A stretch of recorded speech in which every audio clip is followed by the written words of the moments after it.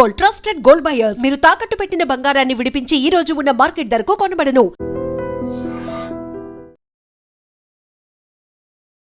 Welcome to I Dream Media. ఈ మధ్య తరచూ రోడ్డు ప్రమాదాలు ప్రజల్ని భయభ్రాంతులకు గురి చేస్తున్నాయి. అంటే వెళ్ళడం వరకే మనవంతు సురక్షితంగా వస్తామా లేదా అనేది కూడా ఒక ప్రశ్నగానే మిగిలిపోతుంది. ఎందుకంటే ప్రమాదం ఎలా పొంచి ఉంటుందో, ఏ మాటున నక్కి ఉంటుందో కూడా ఎవరు ఊహించింది. సో అలాంటి సంఘటనే విజయనగరం జిల్లాలో చోటు చేసుకుంది. అయితే దేవుని దయ వలన ఎవరైతే బస్సు డ్రైవ్ చేస్తున్నారో ఆ బస్ డ్రైవర్ అప్రమత్తం అవ్వడంతో పెద్ద పెను ప్రమాదం తప్పిందనే చెప్పుకోవచ్చు. విజయనగరం నుండి రాజాం వెళ్తున్న బస్సు. సో సంక్రాంతి సందర్భంగా సెలవులు ముగించుకొని పండగ వాతావరణం అంతా అయిపోయింది.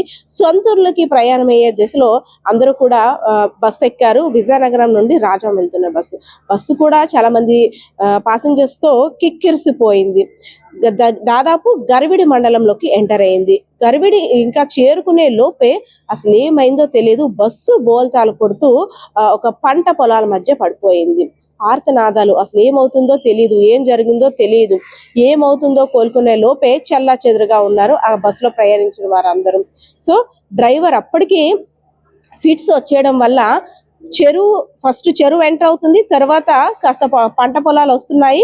చెరువులో కానీ బస్ పడితే ప్రయాణికులు ఏమవుతారో, వారి యొక్క మరణానికి నేను కారణం కాకూడదు అని అంత ఫిట్స్ వస్తున్నా సరే తన హెల్త్ని దృష్టిలో పెట్టుకొని, అదే విధంగా వెనక ప్రయాణిస్తున్న వారి ప్యాసింజర్స్ అందరినీ కూడా వారి ప్రాణాలను దృష్టిలో పెట్టుకొని కాస్త ఇబ్బందికరంగా ఉన్నప్పటికీ కూడా ముందుకు వెళ్ళిన తర్వాత తను అదుపు తప్పిపోయింది. తన హెల్త్ కండిషన్ అదుపు తప్పిపోయింది. స్టీరింగ్ కూడా పక్క కొరిగిపోవడంతో బస్సు బోల్తా పడింది. సో బ్రతుకు జీవుడా, బ్రతికున్నామా లేదా అనే అయోమయ పరిస్థితిలో ప్రయాణికులు కూడా కాసేపు కోలుకోవడానికి చాలా సమయం పట్టింది. దాదాపు 18 మంది క్షతగాత్రులు మిగిలిగా 7 పరిస్థితి మాత్రం అంటే గట్టిగా ఇంజూరీస్ అయినట్టు వైద్యులు కూడా సూచిస్తున్నారు.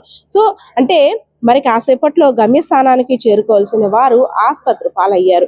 ఏదైతేనే అంటే డ్రైవర్ కొంత అప్రమత్తంగా ఉండడం వల్ల పెద్ద పెను ప్రమాదం తప్పింది.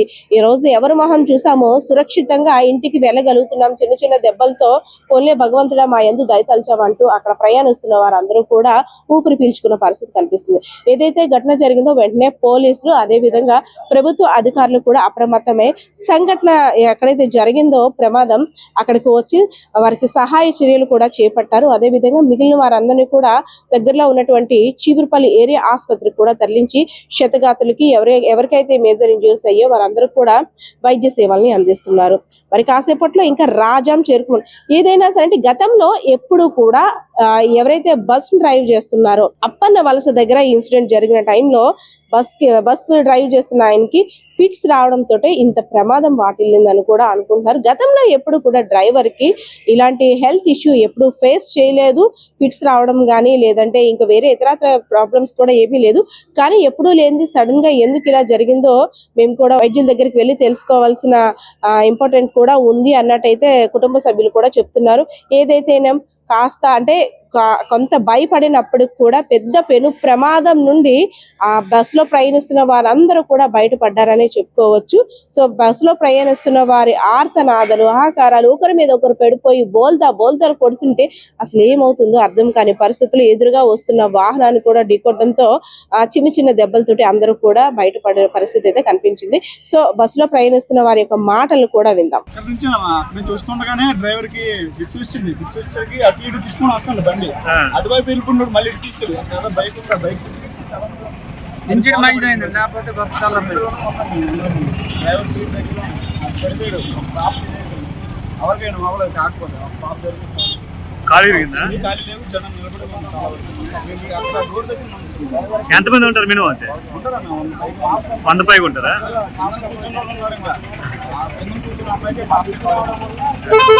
వయసు ఎంత ఉంటుంది పాపది?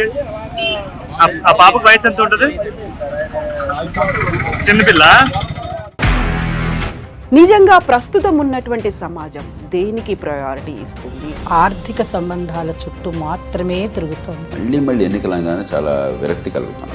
మంచి అనిపిస్తుంది కదా. లేడీస్ కూడా ఛాలెంజింగ్ జాబ్స్ చేసినప్పుడు చాలా బాగుంటది. ట్రాఫిక్ అసిస్టెంట్స్ గా నియమించిన ట్రాన్స్జెండర్స్ అందరితో సాల్యూట్ చేయించుకుంటున్నారు. ఫుడ్ డెలివరీ ఇవ్వటానికి వెళ్ళినటువంటి డెలివరీ బాయ్ అనిల్ పై కళ్ళ ముందు